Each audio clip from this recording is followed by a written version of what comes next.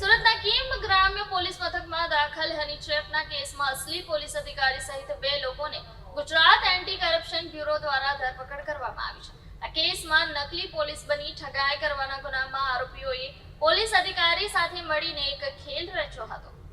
Kim police મથકના PI Pravin Jadeja અને વકીલ ચિરાગ ગોંડલિયાને અમદાવાદ એસીબીએ ₹3 લાખની લાંચ કેસમાં ધરપકડ કરી છે. ₹90,000ના માસિક પગારદાર પીઆઈ પ્રવીણ જાડેજાએ ફરિયાદ પક્ષ પાસેથી ₹10 લાખની લાંચ માંગી હતી. વાટાઘાટો બાદ આ રકમ ₹3 લાખ પર સમાધાન થઈ હતી.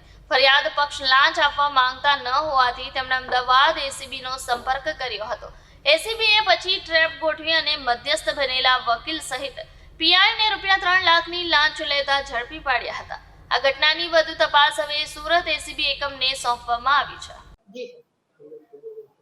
જી ગત રોજ અમદાવાદ શહેર એસીબી પોલીસ સ્ટેશનને ફરિયાદ મળેલી કે કીમ પોલીસ સ્ટેશનમાં એક હની ટ્રેપ અને ખોટી પોલીસની ઓળખ આપવા સંદર્ભનો ગુનો એક રજીસ્ટર થયેલો, જે અનુસંધાને ફરિયાદીના ભાઈ જેઓ પાસે કીમ પોલીસ સ્ટેશનના પોલીસ ઇન્સ્પેક્ટર પ્રવીણસિંહ જાડેજા તથા એક પ્રજાજન ચિરાગભાઈ ગાંડલિયા જે વ્યવસાય વકીલ છે તેઓ પાસે પ્રથમ ₹10 લાખ રૂપિયાની માગણી કરેલી અને રકઝકના અંતે ₹3 લાખ રૂપિયા નક્કી થયેલા, જે ₹3 લાખ રૂપિયાની લાંચ લેતા એ વકીલ તેમજ પીઆઈ જેઓની ધરપકડ કરેલી છે અને આગળની કાર્યવાહી હાથ ધરવામાં આવેલી છે.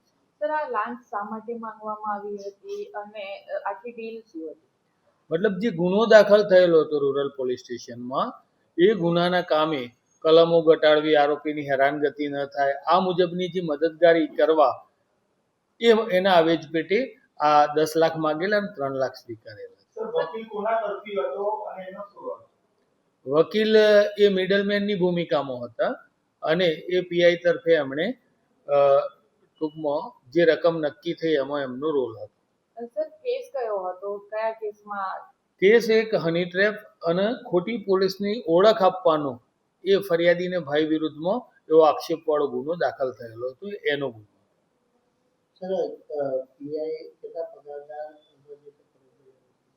પીઆઈ 2013ની બેચના પીએસઆઈ તરીકેની ભરતીના છે. હાલમાં તેઓનો 90,000 પગાર છે. સર, કઈક ફરિયાદ પણ કરવામાં આવી છે કે ઘરેણા વેચીને આપ્યા છે? હા, એવું અમારા તપાસમાં નથી આવ્યું હાલ સુધી, પણ જો એવું તપાસમાં આવશે તો એ મુદ્દો પણ અમે ધ્યાને લઈશું.